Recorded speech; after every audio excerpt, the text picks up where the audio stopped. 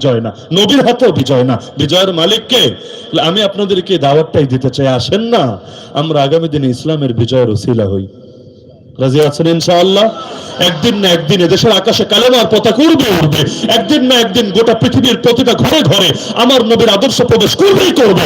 আপনি বলতে পারেন এত কনফিডেন্স পেলেন কিভাবে? কনফিডেন্স পেয়েছে কোরআন থেকে। আল্লাহ বলেন ওয়ালা তাহিনু, মনোবল হারাবা না, ওয়ালা তাহজানু, দুঃখ করবা না, ওয়া আনতুমুল আলাউন, তোমরা ঈমানদাররাই হওয়া বিজয়ী, ইন কুনতুম মুমিনিন, যদি প্রকৃত মুমিন হতে পারো। কনফিডেন্স পেয়েছে নবীর হাদিস থেকে। নবী বলেন ইন্নাল্লাহা জাওয়ালিয়াল আরদ, আল্লাহ গোটা জমিনকে আমার সামনে সংকুচিত করে তুলে ধরলেন। ফারাআইতু মাশারিকাহা ওয়া মাগারিবাহা, আমি পৃথিবীর পূর্ব থেকে পশ্চিম সব দেখেছি, বাংলাও দেখেছি, আমেরিকাও দেখেছি, গোটা জমিন পূর্ব থেকে পশ্চিম সব দেখেছি।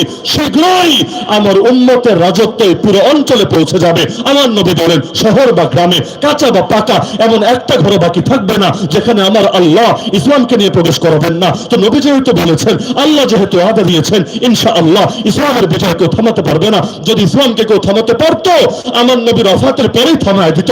যদি ইসলামকে কেউ দমাতে পারতো,